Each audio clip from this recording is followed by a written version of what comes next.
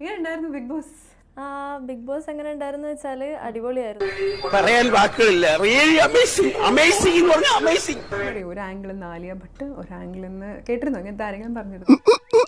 പോഴുന്നേറ്റ് എനിക്കെന്തോ പോലെ. അവിടെ ഹൗസിനകത്തെ എപ്പോഴും പറഞ്ഞുകൊണ്ടിരുന്നത്, ഇവൻ നൂറേനെ കേട്ടിട്ടുണ്ടാവും, നൂറ ഒരു ബാഡ് പ്ലെയർ ആണ് എന്നാണ് തുടക്കത്തിൽ മുഴുവൻ പറഞ്ഞുകൊണ്ടിരുന്നത്. സത്യമാണെങ്കിലും എനിക്ക് അംഗീകരിച്ചു കൊടുക്കാൻ പറ്റുമോ?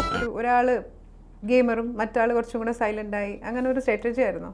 ഇല്ല ഒരിക്കലും അല്ല. എങ്ങനെയുണ്ടായിരുന്നു 7ന്റെ പണി? 7ന്റെ പണി ചോദിക്കല്ലേ, അയ്യോ ഓർമ്മിപ്പിക്കല്ലേ പൊന്നെ.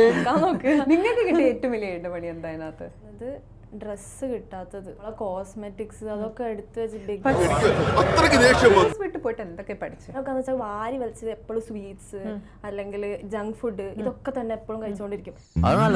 പക്ഷെ ഇപ്പൊ പോയപ്പോ പരിപ്പും ചോറും ഉരുളക്കിഴങ്ങും ചോറും ഇത് മാത്രമേ ഉള്ളൂ. ഇത് വെച്ചാണെങ്കിൽ നമുക്ക് സർവൈവ് ചെയ്യാൻ പറ്റും എന്നുള്ള പഠിച്ചു തോന്നി. അതങ്ങനെ വരൂ, അതങ്ങനെ സംഭവിക്കും. ഇറങ്ങാൻ നേരത്തെ അനുമോൾ എന്തോ സോറി പറയണ്ടായിരുന്നല്ലോ, എന്തായിരുന്നു കാര്യം? അത് ആക്ച്വലി ഒരു ഫൈറ്റ്, എപ്പോഴും നമ്മൾ ഇടയിൽ ഫൈറ്റ് ഉണ്ടാവും. ഞങ്ങൾ വഴക്കാം അനുമോളും നമ്മളെ ഐഡിയോളജി, പിന്നെ അനുമോള് പറയുന്ന കുറെ കാര്യങ്ങൾ അതൊന്നും നമുക്ക് ഒട്ടും യോജിക്കാൻ പറ്റാത്ത കുറെ കാര്യങ്ങൾ. നീ എന്നെ തള്ളി പറയാണല്ലേ? നീ അല്ലേലും മനസാക്ഷി ഇല്ലാത്തവനാണ്.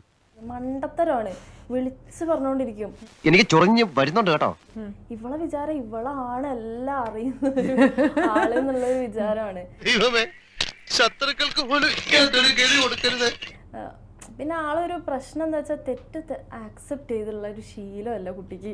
ഷാജി ഏട്ടാ, ഇവളെങ്ങ് അരുതബു അരുത്.